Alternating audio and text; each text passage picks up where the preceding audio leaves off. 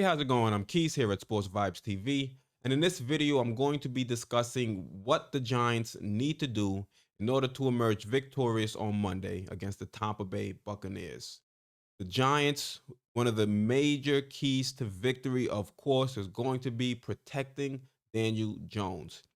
Daniel Jones is being sacked way too many times. He's being hurried and rushed way too many times. Every time I see Daniel Jones try to step up into the pocket and throw the ball, by the time he's released, he's already hugging onto the back of one of his offensive linemen, if not being taken down by a defender. They need to give him a cleaner pocket in which to work with.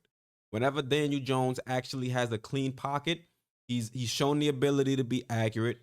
He's shown the ability to push the ball down the field. It just seems like whenever he gets rattled back there is when he's keen to a big mistake or a big turnover. Of course, most of his fumbles aren't necessarily when he, escapes the pocket and tries to run for positive yardage. A lot of those fumbles are caused because he's sitting back there either for too long, or the rush is getting to him too quickly, and he's not aware enough, or he's not aware of what's going on around him to tuck the ball and protect it. So in order to help remedy that, and in order to help make life easy for Daniel Jones, we have to keep him protected and we have to keep him upright. And I know it's going to be extremely hard because both of our tackles are I think top three in the league when it comes to sacks given up, between Andrew Thomas and Cam Fleming. I think Andrew Thomas is rated 58 on PFF and Cam Fleming is rated 52. At this point, the Giants should just move Thomas back over to the right side, like the Buccaneers have done with Wirfs. They've, instead of throwing him to the Wolves at left tackle, they've started Wirfs over on right tackle. Maybe we need to move Andrew Thomas over to right tackle, and then let Pert come in and show what he can do at left tackle. He was in at left tackle a couple games ago, or yeah, 2 games ago, because Thomas messed up, wasn't at a meeting. So let's put him in. Let's put Pert back in, see what he can do for a full game. Let's see what Thomas can do over at right tackle. And let's see if that, doesn't make the team a much better offensive line. Because right now in the middle, between Gates, between Zeitler, and between Hernandez, they're playing at least average. If we can get the two right tackles figured out and stop letting, rushes free on the edge, we might have a much better chance of actually moving the ball downfield more consistently. The second thing that the Giants have to do is we got to get after Tom Brady. We can't let Tom Brady be comfortable. Defensively, we've been, average, if not slightly above average. But the defense could be a lot better if our secondary wasn't, so shaky when it comes to Lewis, when it comes, to Harper, when it comes to Ballantyne. If you watch a lot of these Giants games, for the most part, things start going awry, things start going left whenever one of those three players are targeted on defense. And Ebner, if any of those four players are targeted on defense, it's going to be a rough play. It's going to be a damn near automatic first down. So we're going to have to get into that backfield against, Tampa quickly. We're going to have to make, Tom Brady feel the pressure.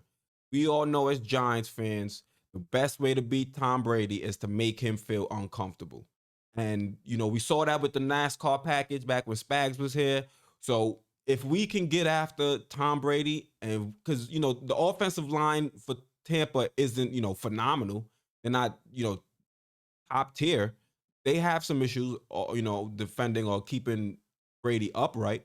So if we can, try to manufacture some pressure, whether that be scheming or whether that be having Leonard Williams force his way up through the, the center of that offensive line, we got to, try to do something. We sent Marcus Golden away, so we're down another edge rusher. So we're going to have to rely on Patrick Graham making the right play calls in order for us to actually get after, Tom Brady.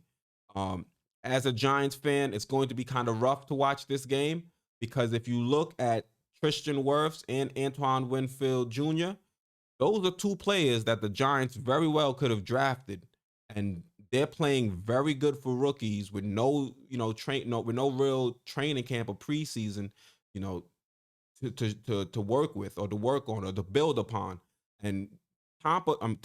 Well, yeah, Tampa. Tampa looks real good right now with those two selections. And if you compare it to who the Giants selected ahead of those players, that would be Wirfs and Antoine Winfield.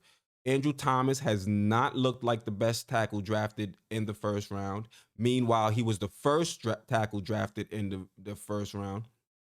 And Xavier McKinney has not played yet due to a broken foot, if I'm not mistaken. So, as a Giants fan, you kind of see why people are looking at Gettleman and it's like, what are you doing with these drafts? Yes, you've hit some places, but when it comes to other positions, you kind of dropped the ball. Not to say Andrew Thomas is not going to become a decent left tackle in the future, but if John Mara said it in the offseason. His batting average ain't looking too good, and the picks he made in the first 2 rounds compared to those that the Tampa Bay Buccaneers made, he's looking even worse. His batting average is definitely going down. It's not going up.